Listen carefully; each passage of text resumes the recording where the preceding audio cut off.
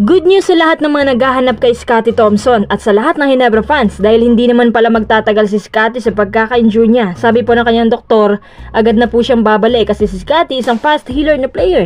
Inaasahan na after 2 weeks may high flyer ulit ang Ginebra.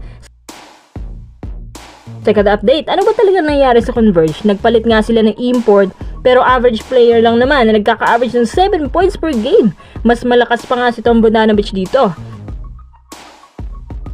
Bago tayo magpatuloy, kung nais mo suportahan ng aking channel, just click subscribe and share. Ayon mismo kay Coach Tim, nakausap raw niya ang mga doktor ni Scottie at nagpahiwatig na nga ito ng pagbabalik by next 2 weeks. Bali na pilay kasi si Scottie nung nagkaroon ng scramble under the basket ang Blackwater, Bigman at ng Ginebra. Mabuti na lang at hindi malilang injury ang natamo niya. Kilala din si Scottie na fast healer na player. Hindi rin siya pabaya sa conditioning at disiplinado sa workouts. Isa din siguro ito sa mga dahilan kaya si Scottie hindi injury prone. Nakahabol pa yan sa gilas Kahit may mga panahon na pilit lang ni Scottie bumalik kahit masakit pa rin ang pakiramdam niya. Ayon kay Coach Tim, importante daw ang laban na babalikan ni Scottie dahil TNT ang kalaban nila.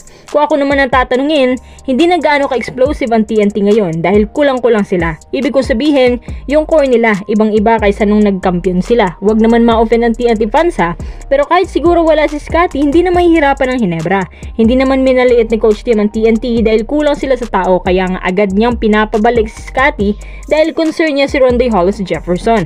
Matinik yan kahit saan. Kung sa bagay, kahit nga naman hindi TNT ang kalaban nila, all out si Coach Tim every game. Alam niyo naman na mas mahirap pa ngayon kalabanin ng Ginebra dahil kay Ironman L.A. Tenorio. Mas madiin at mas mabilis pa ang penetration nila ngayon. Siguro, mas nakakapanibago kung wala si Scottie kasi kapag sa rebounding walang lumilipad. Mas marami kasing attempts ang Ginebra at mas maraming ball possessions kapag nandyan ang rebound si Scottie. Tsaka ibang klaseng playmaking ang nagagawa niya. Sa upcoming game na pinaghahandaan ni Coach Tim laban sa TNT, inaasahan na intact na po lahat ng players ng Ginebra at eto na tayo. Hindi talaga maiwasang may kumpara si RSJ kay Bishop kung sino mas explosive. Kung ako ang papipilian, si RSJ mas explosive both ends of the floor at may endgame pa.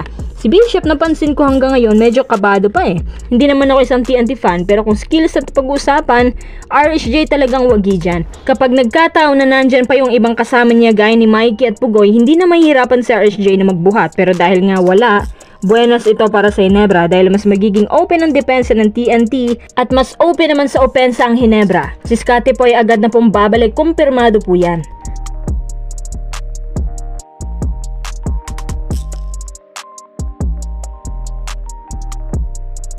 Tara, second update tayo. Sabi ko na sa inyo may bagong import ng Converge. Magpapalit sila kahit huli na.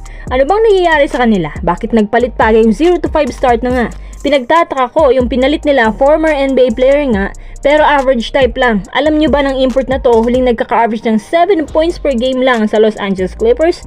Parang mas magaling pa nga itong Serbian import na si Tom Bogdanovic. Siguro prime versus prime, mas magaling si Bogdanovic dyan. Pero napansin ko magaling to when it comes to defense at mamaw siya sa rebounding department at bulky ang katawan. Pero sa highlights niya, kahit nung sa NCAA pa siya, halos hindi tumataas sa 10 points ang average points niya. Kaya napapaisip ako kung bakit nila kinuha to. Para siguro hindi nahalata, nagpapatalo sila sa conference na to para makakuha umano nila si Justin Baltazar. Tanking raw kasi sila kay Balti. Kung nag-downgrade sila ng import, para nilang mas pinapatalo pang kanilang team para magmukhang kawawa. Anak mo, totoo ba yan? Yan ay spekulasyon na umaalingaw ngayon sa social media. Tingnan natin kung ano ang magagawa ni Jamil Wilson sa team na nasa ibaba na nakasama ng Rain or Shine. Mahirap na masyado yan. Sobrang baba na kasi nila sa standings ngayon. Inaasahan na darating na si Wilson bukas mag-e-ensayo na agad kasi panibagong adjustments na naman po ito. Dapat na agad maka-adapt si Jamil Wilson sa system para makasabay sa import-laden conference. Siya nga pala, ang Converge po ngayon ay may kukunin sa trading market at mukhang wingman daw po ito. May isang PF at isang big man. Meron din daw isang guardia ang kukunin nila sa isa pang independent team kaya abangan natin yan.